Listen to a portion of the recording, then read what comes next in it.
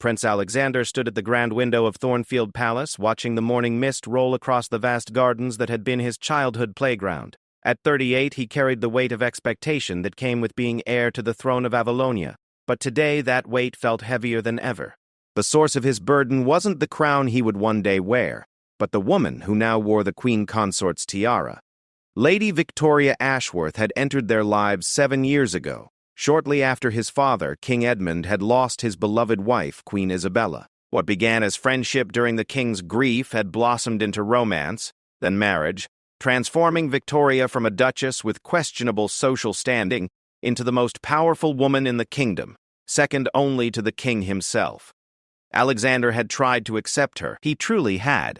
But Victoria's influence over his father had grown like ivy on castle walls, slowly but surely covering everything in its path. She had a way of making suggestions that somehow became royal decrees, of expressing concerns that mysteriously aligned with her own interests. The court had noticed, the people whispered, and Alexander found himself caught between loyalty to his father and duty to his future subjects. The tension had reached a breaking point 3 months ago during the annual Harvest Festival. Alexander had proposed a series of charitable initiatives to help struggling farmers affected by the previous year's drought. The plans had been approved by the King's Council, funds allocated, and announcements prepared. But then Victoria had expressed her worries about the cost, suggested that perhaps the money would be better spent on infrastructure projects that would benefit everyone, not just farmers. Within a week, Alexander's agricultural relief program had been quietly shelved in favor of a new road construction project that happened to run directly through lands owned by Victoria's brother, Lord Marcus Ashworth. The coincidence was too glaring to ignore, yet when Alexander brought his concerns to his father, King Edmund had grown cold and defensive. "Victoria only wants what's best for the kingdom," the king had said, his voice carrying the warning tone that Alexander remembered from childhood disagreements. "Perhaps you should focus more on supporting the crown rather than questioning every decision." Those words had stung deeper than any physical blow. Alexander had spent his entire life preparing to serve the crown, to put the needs of Avalonia above his own desires. But watching his stepmother manipulate situations for personal gain while his father remained willfully blind felt like watching the very foundation of the monarchy crumble. The situation had worsened when Alexander began investigating the road project more thoroughly. What he discovered made his blood run cold. Not only would Lord Marcus benefit from the construction contracts, but Victoria herself held shares in 3 of the companies bidding for the work.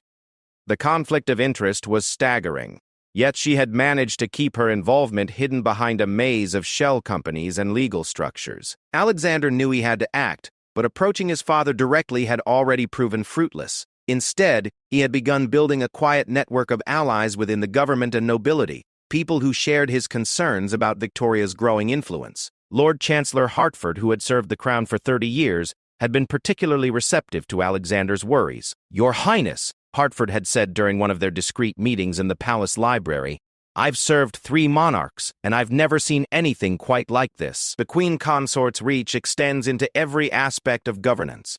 She attends council meetings that previous consorts never would have entered, offers opinions on matters of state policy, and somehow her suggestions always seem to benefit her family's interests." It was Hertford who had helped Alexander uncover the full extent of Victoria's financial entanglements.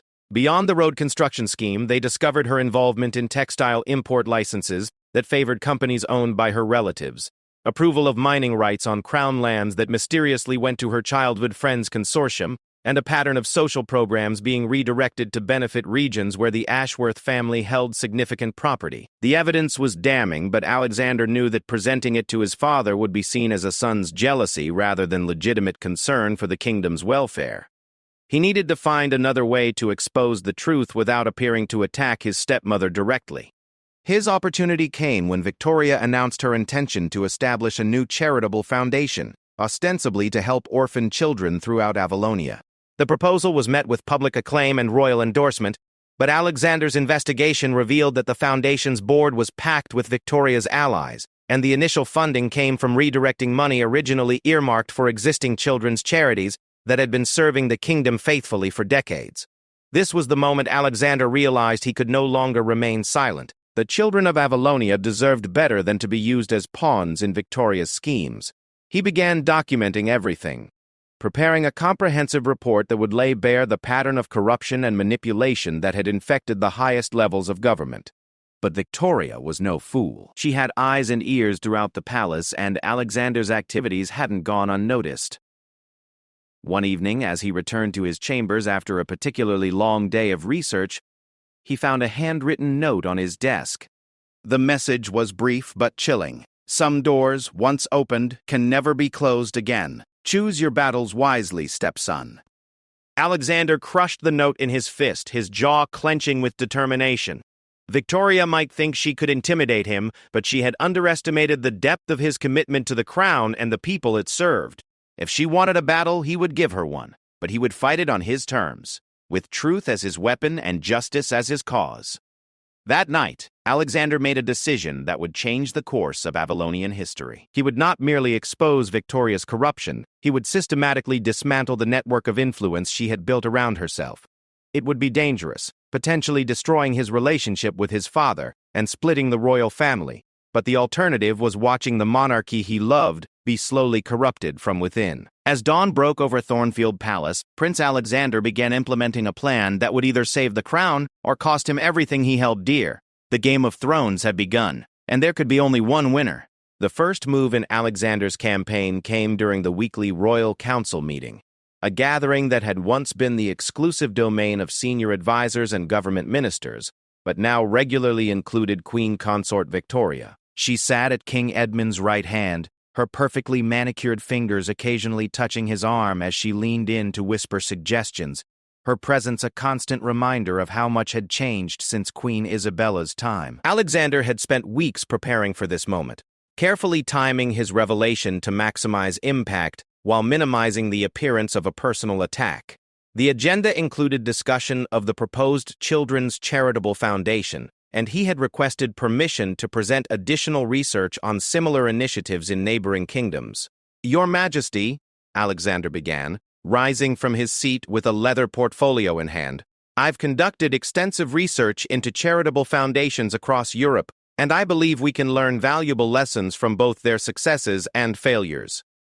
Victoria's smile remained fixed, but Alexander caught the slight narrowing of her eyes. She sensed danger but couldn't yet identify its source. Alexander's presentation was masterful in its subtlety. He began by praising similar foundations in other kingdoms, highlighting their transparent governance structures, independent oversight boards, and rigorous financial auditing processes.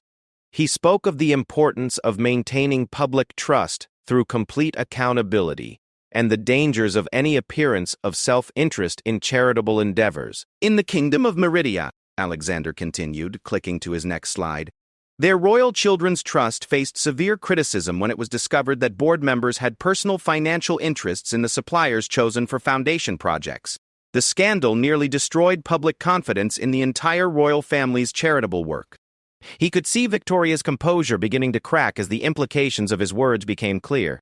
Several council members were taking notes, their expressions growing more thoughtful as Alexander's research revealed industry best practices that the proposed foundation clearly lacked. Lord Chancellor Hertford, following their prearranged plan, spoke up. Your Highness raises excellent points about transparency and oversight. Perhaps we should review the proposed foundation's governance structure to ensure it meets these international standards. An excellent suggestion, Alexander agreed, producing another document. I've prepared a detailed analysis comparing our current proposal with the most successful charitable foundations across Europe. I believe some modifications might be beneficial.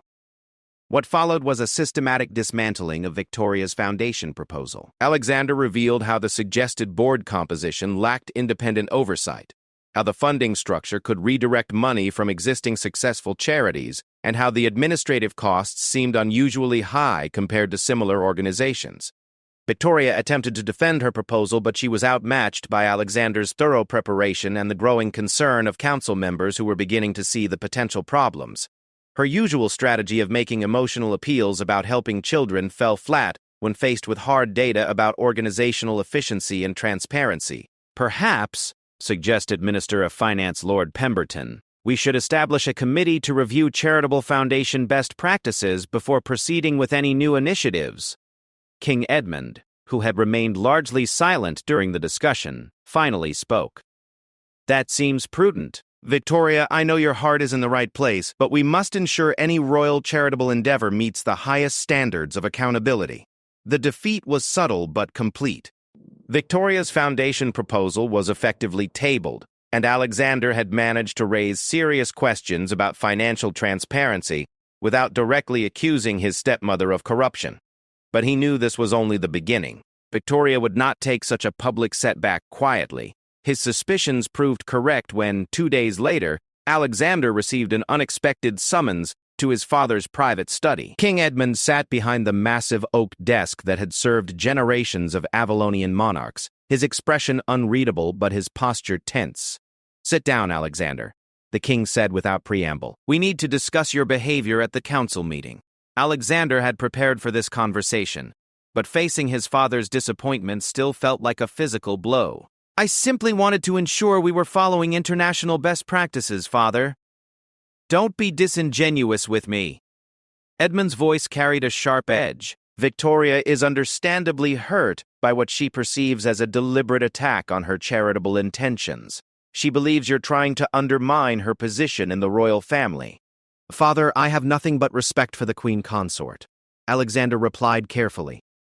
"My concerns were purely about organizational structure and public accountability." "Surely you want our charitable endeavors to be beyond reproach?" King Edmund leaned forward, his eyes studying his son's face. "Victoria has suggested that perhaps you're feeling overlooked, that you might benefit from more responsibility within the royal household. She's proposed that you take on oversight of the kingdom's cultural programs." Alexander recognized the offer for what it was, a gilded cage designed to keep him busy with ceremonial duties while removing him from matters of real governmental importance. It was a clever move by Victoria, offering him a prestigious-sounding role that would actually diminish his influence.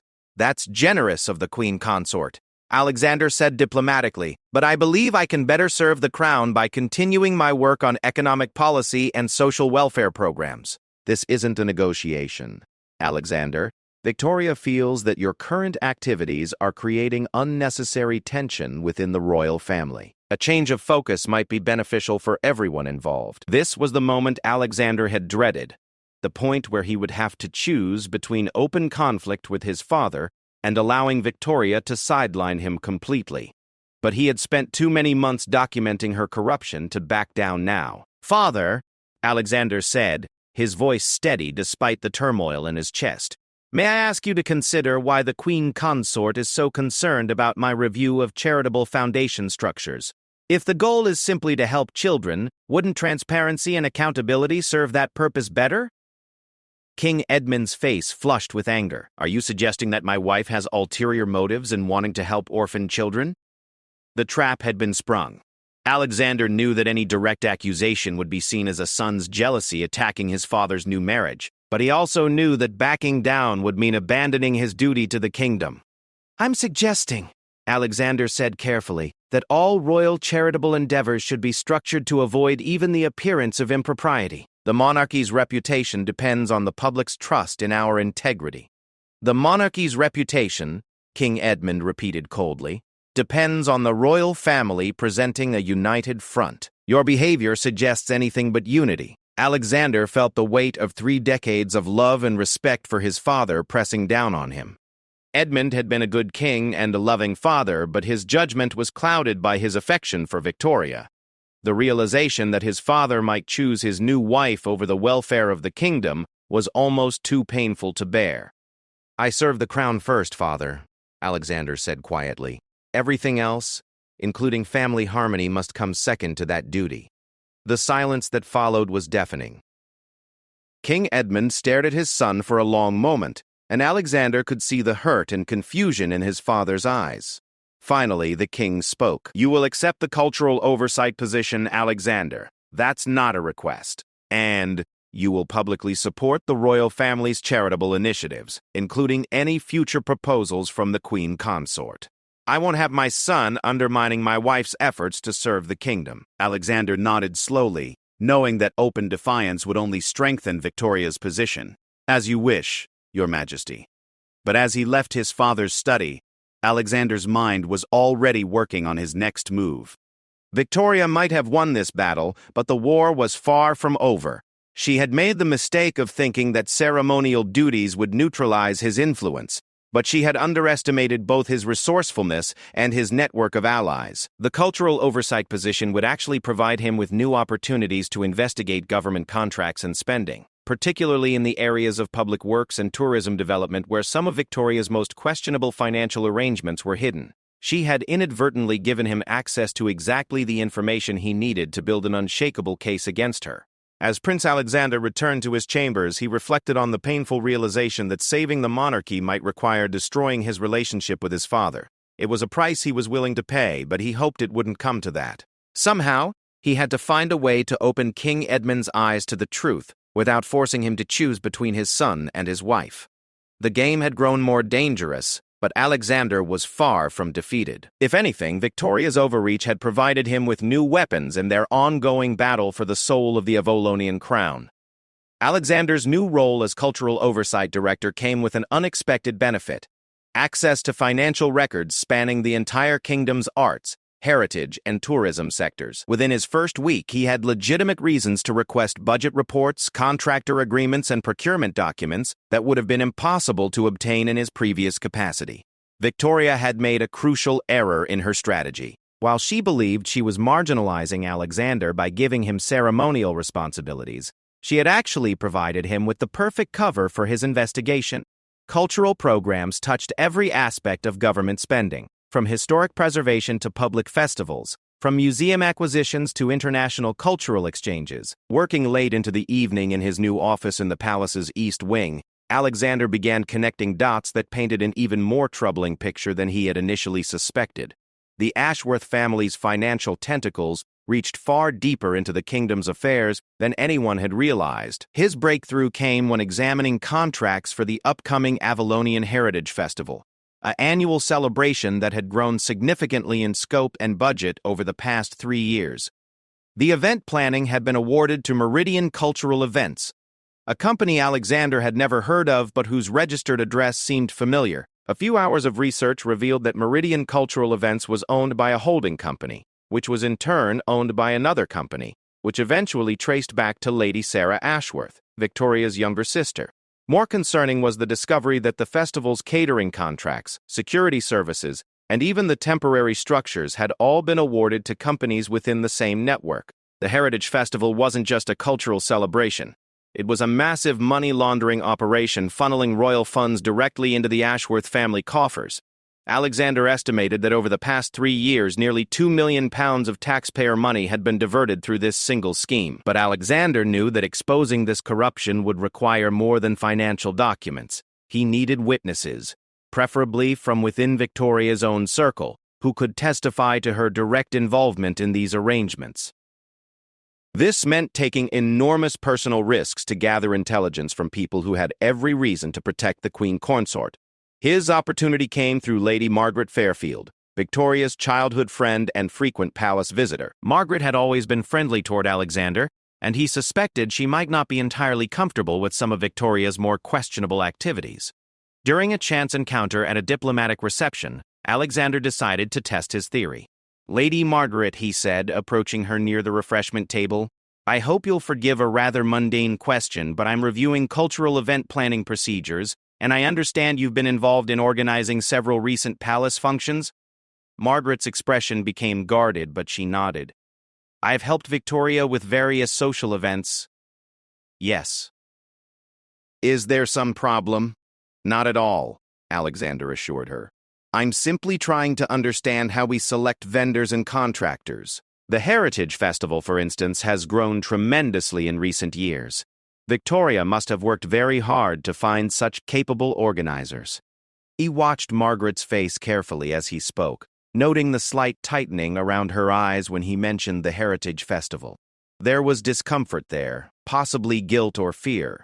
"Victoria is very thorough in her planning," Margaret replied diplomatically. Alexander decided to press gently.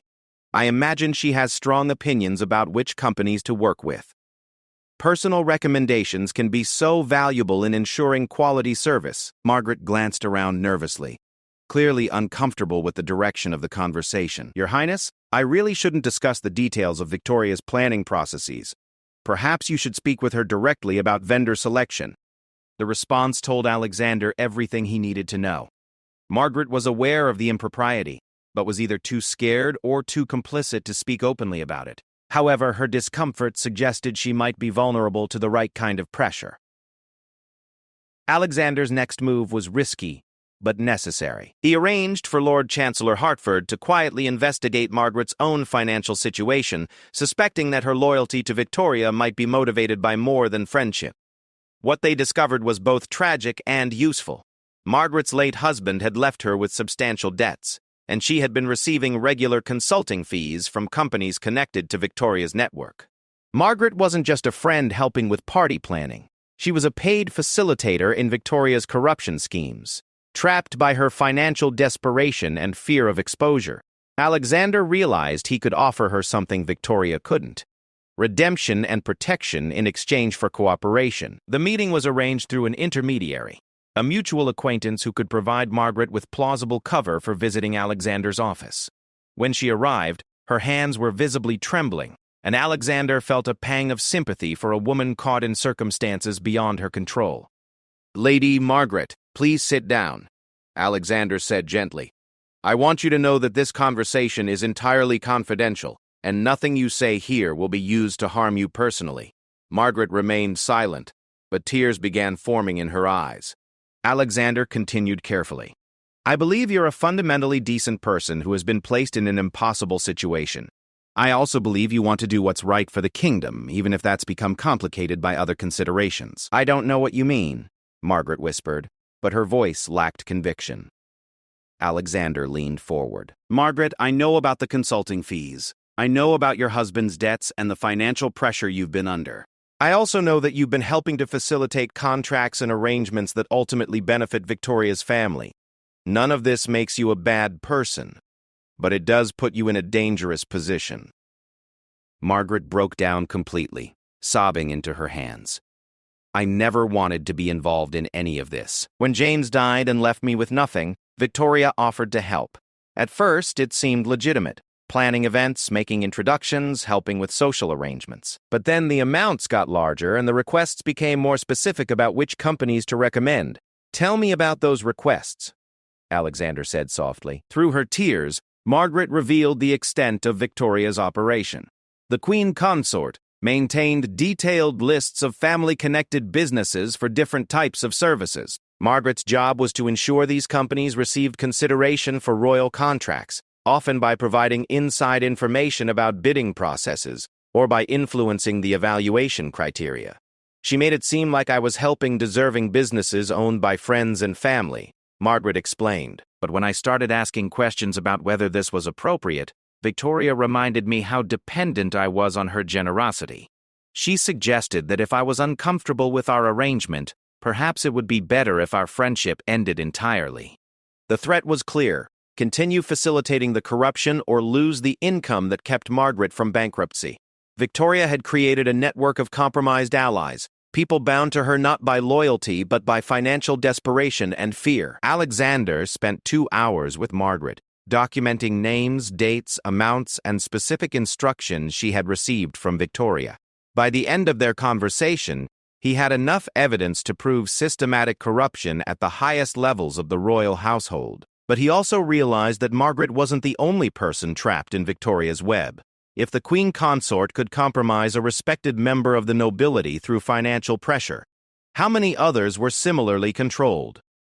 How many government officials, contractors, and court functionaries were dancing to Victoria's tune because they couldn't afford to refuse her demands? The scope of the corruption was staggering, but so was Alexander's determination to end it. As Margaret left his office, looking both terrified and relieved to have finally told the truth, Alexander began planning his next move. He now had documentary evidence, witness testimony, and a clear understanding of Victoria's methods. But he also knew that moving against the Queen Consort would require perfect timing and unshakable evidence. One mistake, one gap in his case, and Victoria would destroy both him and everyone who had helped him. The final phase of his investigation was about to begin, and Alexander knew it would test not only his courage, but his commitment to justice over family loyalty. The monarchy he loved hung in the balance, and the decisions he made in the coming weeks would determine whether the crown emerged stronger or was irreparably damaged by the corruption that had infected its very heart. Part 4. The evidence Alexander had gathered was damning, but he knew that presenting it to his father would still be seen as a son's jealous attack on his stepmother, unless he could demonstrate a clear pattern of harm to the kingdom itself. What he needed was proof that Victoria's corruption had tangible negative consequences for the people of Avalonia, not just abstract concerns about impropriety. His opportunity came when investigating the delayed completion of the Northern District Hospital renovation, a project that had been stalled for months despite urgent medical needs in the region. The hospital served 3 rural counties where inadequate health care had become a genuine crisis, with patients forced to travel hours for basic medical services. Alexander's review of the construction contracts revealed a familiar pattern. The primary contractor was Ashworth Construction Enterprises, owned by Victoria's nephew, and the delays weren't due to technical challenges or supply shortages. They were the result of the company's inexperience with healthcare facility construction and their decision to prioritize more profitable projects elsewhere. But the hospital situation was even worse than simple contractor incompetence. Alexander discovered that the medical equipment procurement had also been influenced by Victoria's network, with essential devices being sourced from companies that offered inferior products at premium prices. The result was a healthcare facility that would be both delayed and substandard, directly threatening the lives of Avalonian citizens. Dr. Elizabeth Morrison, the chief medical officer for the Northern District, had been filing increasingly desperate reports about the hospital situation, but her concerns had been downplayed by administrators who seemed more interested in protecting relationships with contractors than addressing medical needs. When Alexander reached out to her directly, Dr. Morrison was initially hesitant to speak candidly about the problems. "Your Highness," she said during their private meeting, "I've been raising these issues through proper channels for months. The construction delays are causing real harm to our patients, and some of the equipment specifications we've been given are frankly inadequate for modern medical practice." Alexander encouraged her to be specific, and Dr. Morrison's testimony was devastating. She had medical records showing how construction delays had forced patients to forego necessary treatments, emergency cases that couldn't be handled locally due to inadequate facilities, and equipment failures that had compromised patient care. People were suffering and potentially dying because of Victoria's corrupt contracting schemes. "The most frustrating part," Dr. Morrison continued, "is that when I've tried to raise concerns about contractor performance or equipment quality, I'm told that these decisions have royal approval and can't be questioned. It's as if patient welfare is secondary to maintaining certain business relationships." Alexander asked Dr. Morrison to document everything: patient cases affected by the delays, specific equipment deficiencies, communications with hospital administrators, and any evidence of interference with her medical recommendations. Within a week, she provided him with a comprehensive report that painted a picture of systemic negligence enabled by high-level corruption. But Alexander needed more than one example, no matter how compelling. He began investigating other infrastructure projects across the kingdom, looking for similar patterns of Ashworth family involvement and substandard performance. What he found was a trail of delayed schools, inadequate public housing, and failed municipal projects, all connected to Victoria's network of preferred contractors. The Westfield Primary School reconstruction had been delayed by 8 months due to structural problems caused by substandard materials. The Millbrook affordable housing development had been plagued by plumbing and electrical failures because the Ashworth-connected contractors had cut corners to maximize profits. A bridge repair project in the eastern provinces had required complete reconstruction after initial work proved inadequate for safety requirements. Each failed project represented not just wasted taxpayer money, but real harm to Avalonian citizens. Children forced to attend classes in temporary buildings, families living in substandard housing, communities isolated by unsafe infrastructure. Victoria's corruption wasn't a victimless financial crime. It was actively damaging the kingdom's ability to serve its people. Alexander compiled his findings into a comprehensive report that he titled "The True Cost of Favoritism: How Corrupt Contracting Practices Are Harming Avalonian Citizens." The document was over 200 pages long, meticulously researched, and devastating in its conclusions. But even with overwhelming evidence, Alexander knew that confronting Victoria directly or presenting his findings to his father would likely backfire. King Edmund's emotional attachment to his wife would make him defensive, and Victoria's influence over palace communications meant she could control the narrative around any accusations. Instead, Alexander decided on a more strategic approach. He would present his findings to the kingdom's Audit Commission, an independent body responsible for reviewing government spending and ensuring accountability in public projects. The commission had the authority to launch formal investigations and make public recommendations, giving Alexander's evidence official weight that would be difficult for Victoria to dismiss. Lord Justice William Hartwell, the commission's chairman, was a respected figure known for his integrity and independence. When Alexander requested a private meeting to discuss concerns about infrastructure project management, Hartwell agreed immediately. "Your Highness," Hartwell said as they met in his chambers, "I understand you have concerns about certain government contracting practices?" Alexander presented his evidence methodically, starting with the financial documentation showing the concentration of contracts among Ashworth-connected companies, then moving to the performance data demonstrating systematic failures and delays, Morrison's medical testimony, and similar accounts from other affected public servants. Hartwell's expression grew increasingly grave as Alexander laid out his case. "This is extremely serious, Your Highness. If these allegations are accurate, we're looking at a pattern of corruption that has compromised essential public services." "I take no pleasure in bringing this forward," Alexander replied, "but the evidence is overwhelming, and the harm to our citizens is continuing every day these practices go unchallenged." Hartwell studied the documents for several minutes before speaking again. "The commission will need to conduct its own investigation to verify these findings, but based on what you've shown me, I believe we have sufficient grounds to launch a formal inquiry. However, I must warn you that investigating contracts connected to the royal household will be politically sensitive. The truth is more important than political convenience," Alexander said firmly. "If the monarchy cannot hold itself to the highest standards of integrity, how can we expect the same from our subjects?" The Audit Commission's investigation would take weeks to complete, but Alexander knew that once it began, Victoria would realize her schemes were under official scrutiny. She would likely try to destroy evidence, intimidate witnesses, or manipulate the investigation through her network of compromised officials. Alexander spent the next several days quietly warning people like Margaret Fairfield and Dr.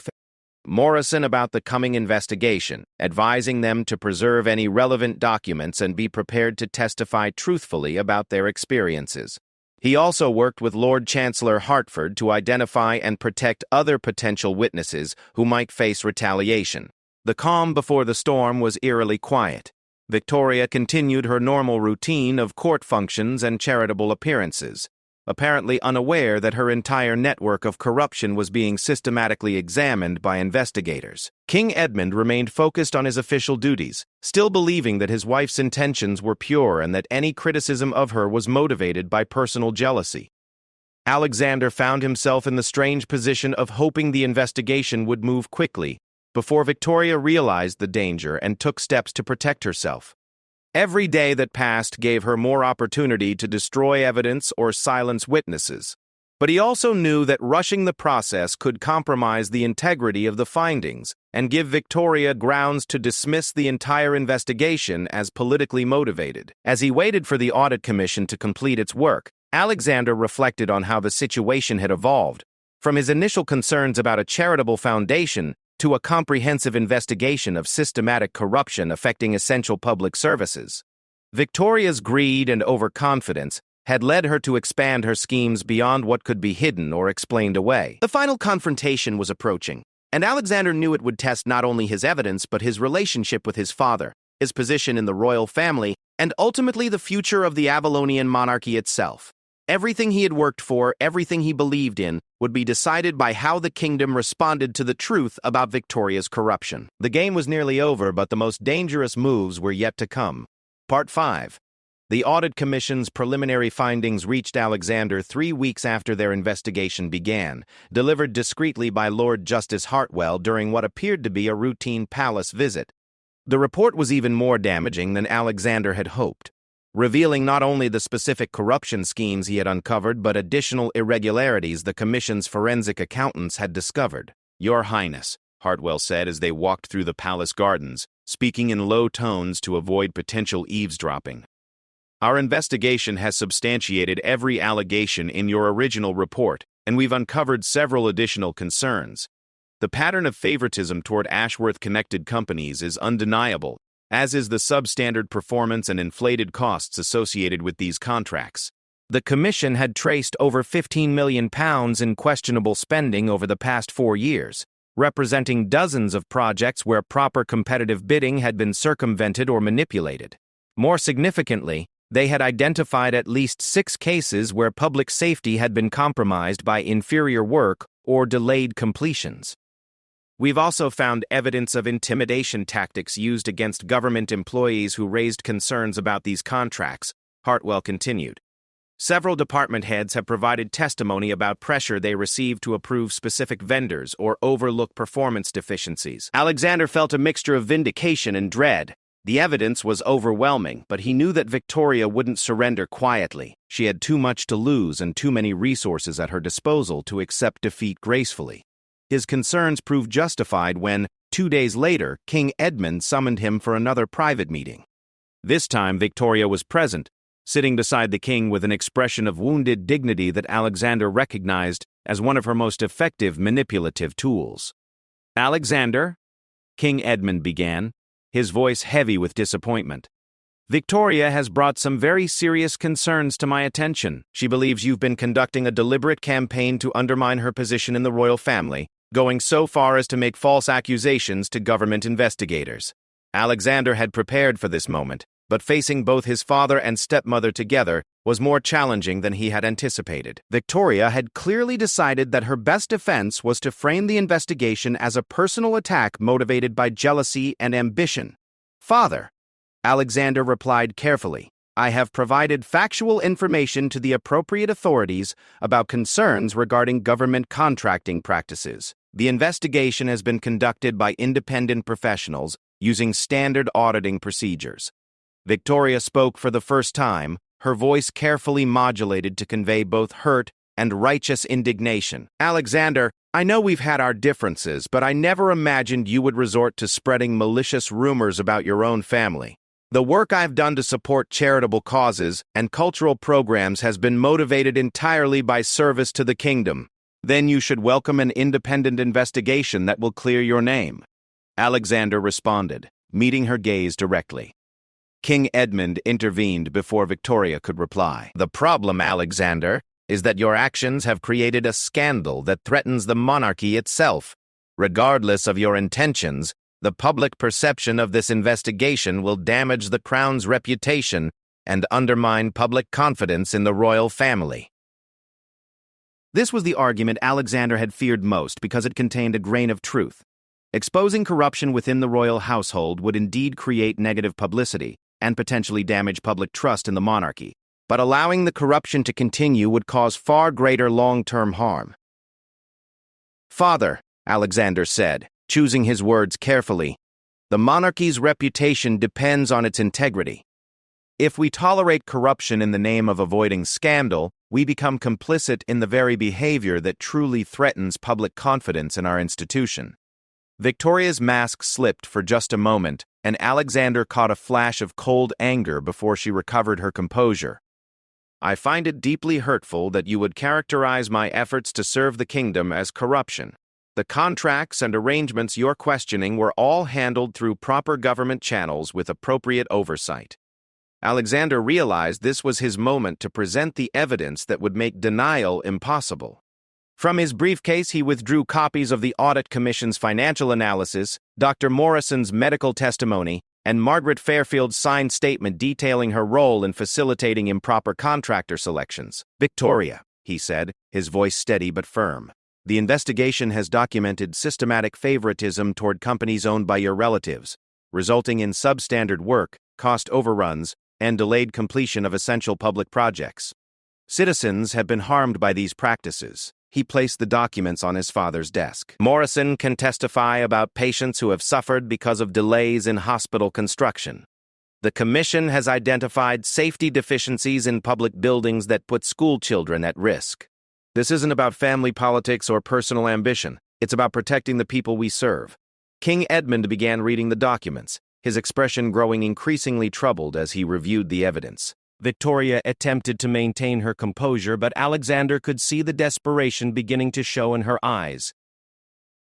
"These are taken out of context," Victoria said, her voice losing some of its earlier confidence. "Complex contracting arrangements can appear suspicious when viewed selectively, but there are legitimate explanations for all of these transactions. Then you'll be able to provide those explanations. to the Audit Commission during their formal hearing. They're prepared to examine any additional evidence you'd like to present." The room fell silent as King Edmund continued reading. Alexander watched his father's face, seeing the moment when understanding and acceptance replaced confusion and denial. The evidence was simply too comprehensive and well-documented to dismiss. Finally, King Edmund looked up, his eyes meeting Victoria's for a long moment before turning to Alexander. "How long have you known about this?" "I began investigating concerns about the charitable foundation proposal several months ago," Alexander replied. "The scope of the problems became clear gradually as I examined more contracts and spoke with affected parties." King Edmund turned back to Victoria. "Is this true? Are these your nephew's companies? Your sister's event planning business?" Victoria's composure finally cracked completely. "Edmund, you can't possibly believe these accusations. Alexander has been plotting against me since the day we married. He's never accepted my place in this family, and now he's using his position to manufacture evidence to support his jealousy." But King Edmund was studying the financial documents, following the trail of shell companies and family connections that the Commission had mapped out. The evidence spoke for itself, and Alexander could see his father's trust in Victoria beginning to crumble. "The hospital delays," King Edmund said quietly. "People have been hurt because of this." Alexander nodded. "Morrison has documented specific cases where medical care was compromised. The Commission found similar problems with school construction and public housing projects. The corruption has had real consequences for our citizens." The next hour was painful for everyone in the room. Victoria alternated between denial, justification, and attempts to blame others for decisions she had made. King Edmund asked detailed questions about the evidence, clearly struggling to reconcile the woman he loved with the systematic corruption the investigation had revealed. Finally, Victoria seemed to realize that further denial was futile. "Everything I did was for our family's future," she said, her voice barely above a whisper. "I never intended for anyone to be harmed." King Edmund stood up slowly, suddenly looking older than his 62 years. "Victoria, I need you to understand that your actions haven't just harmed random citizens. You've damaged the institution I've spent my entire life serving. You've compromised the integrity of the crown itself." The conversation that followed was private between husband and wife, but Alexander could see through the study's windows as his father and stepmother had what appeared to be a lengthy and emotional discussion. He waited in the antechamber, uncertain about what decision his father would make, but knowing that the evidence could no longer be ignored or suppressed. When King Edmund finally emerged alone, he looked exhausted but resolved. "Alexander, the Audit Commission will have my full cooperation in completing their investigation. Victoria has agreed to withdraw from all involvement in government contracting decisions, and she will cooperate fully with any additional inquiries." "And her position as Queen Consort?" Alexander asked carefully. "That's a conversation for another day," King Edmund replied. "Right now, our priority must be ensuring that the affected projects are completed properly, and that we restore public confidence in the monarchy's integrity." Alexander nodded, understanding that his father needed time to process the full implications of Victoria's betrayal. The marriage might survive, but Victoria's influence over government affairs was effectively over. 6 months later, the Audit Commission released its final report, recommending criminal charges against several contractors and government officials involved in the corruption schemes. Victoria was not formally charged, but her withdrawal from public life was complete and permanent. The Northern District Hospital was completed with new contractors within 4 months, and Dr. Morrison reported significant improvements in patient care. Alexander was appointed as special advisor on government integrity, a new position created to prevent similar corruption in the future. His relationship with his father remained somewhat strained, but King Edmund had privately acknowledged that Alexander's actions, though painful, had been necessary to protect the monarchy. The kingdom had learned a valuable lesson about the importance of transparency and accountability, even at the highest levels of government. Alexander had succeeded in his mission to protect the crown's integrity, though the personal cost had been higher than he had hoped. As he stood once again at the grand window of Thornfield Palace, watching the morning mist roll across the gardens, Prince Alexander reflected on the difficult truth that sometimes loving something means being willing to fight for it, even when that fight comes at enormous personal sacrifice. The monarchy was stronger for having confronted its corruption, and the people of Avalonia were safer for his willingness to put duty above family loyalty. The crown had survived its greatest test, and Alexander had proven himself worthy of the throne he would one day inherit. Justice had prevailed, but at a cost that would echo through the royal family for years to come.